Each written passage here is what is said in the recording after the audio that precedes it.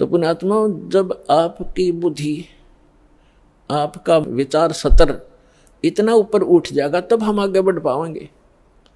ना तो रोज की किसी गेल मरले लड़के ये तो तैयार बैठे हैं।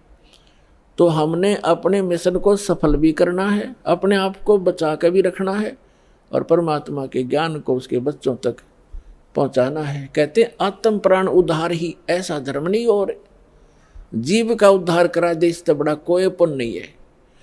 देखो पुण्य तो वो भी है जैसे पक्षियों को दाने डाल दिए, कोई गौशाला धर्मशाला बनवा दी, कोई कुआं खुदवा दिया है, कोई बाग बगीचे लगा दिए, कोई भंडारे कर दिए, वो तो अच्छी बात है, कर दिए।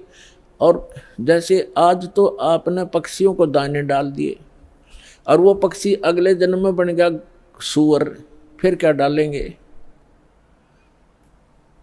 आज तो हमने उस पशु के लिए गौशाला बनवा दी, गऊ है, और अगले जन्म में वो सूअर बन गई, सूअरी बन गई, फिर क्या क्या सेवा करेंगे इसकी?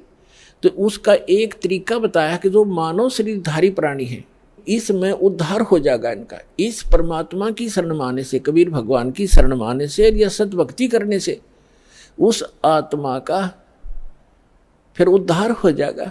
वो ना गधा बने, ना पशु बने, ना सूअर बने, और फिर सतलोक चली जाएगी। अब कितना झंझट मिट गया। अब कहते हैं सतगुरु के उपदेश का लाया एक विचार, जय सतगुरु मिलते नहीं ही जाते नरक द्वारे। नरक द्वार में दूत सब करते खेचा ताण, उनसे कभू ना छूटता फिर फिरता चारों खान। चार खानी में भ्रमता कभू न लगता पार, सो फेरा सब मिट गया हमारे सतगुरु के उपकार। क्या बताना चाहते हैं कि एक जीव को, एक मानव शरीरधारी प्राणी को और परमात्मा की शरण में ला देने से, ये सतभक्ति प्राप्त करवा देने से उस लाने वाले को इतना पुण्य होगा जैसे करोड़ गौओं को कसाई से कटने से बचा कर और चरागाह में छोड़ देने का होता है। इतना पुण्य उस मार्गदर्शक को होगा जो सतलोक आश्रम बरवाला का राह बता देगा, यहाँ का ज्ञान सुना देगा, उस जीव को यहाँ नाम दिला देगा।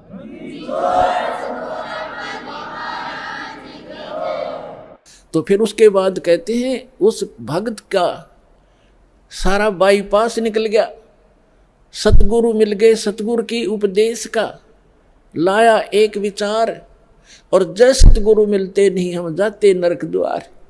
नरक द्वार में दूत सब फिर करते खेचा ताण, उनसे कभू ना छूटता फिर फिरता चारों खान।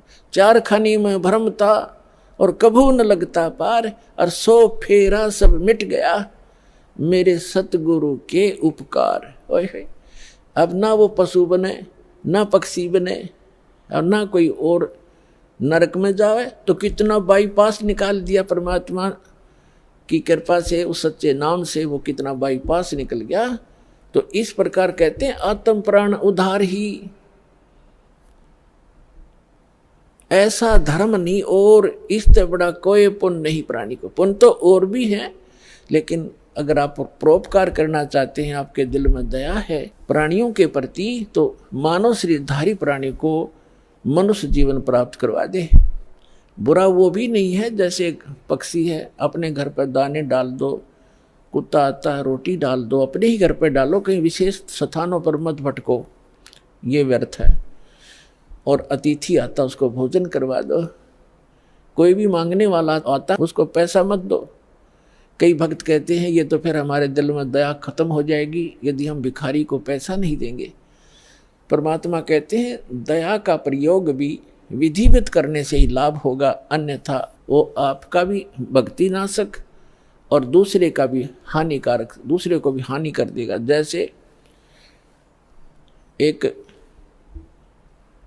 धनी व्यक्ति ने दया भाव से एक भिखारी को 100 रुपये दे दिए। अब वो भिखारी पहले प्रतिदिन 1 पौवा पिया करता और घर में पी के शराब तो झगड़ा ही करवाती है, और कौन सा रामायण बचेगा वो। तो उस दिन उसने आधा पिया, आधा बोतल शराब पी गया, घर जाके लड़ाई कर दी, घरवाली और बच्चे खूब पीट दिए। वह उसकी पत्नी लेकर बच्चों को कुएं में गिर गई, सारे मर गए। अब उसके दान करने वाले दयालु ने उस भिखारी का कुणबा गानी करवा दी। तो ये दया भी खराब है, ऐसी दया नहीं करनी चाहिए। भिखारी को रोटी खिला दे, अगर भिखारी रोटी खा ले भाई, कपड़ा नहीं है तो कपड़ा सिलवा दे उसको, बिना सिलाया नहीं दो जाते बेचेगा और गुटी लाओगा। एक भगत कह रहा था कि एक दिन मैं पार्क में घूमने चला गया और वहाँ 2 बाबा जी बैठे हैं, नकली 2 या 3 जैसे थे वह। तो वो मांग मूंग के लाए, इकट्ठे पैसे कराया करते शाम ने। उस दिन उनके पास सारा कुल मिलाकर 20 से 25 रुपये बने।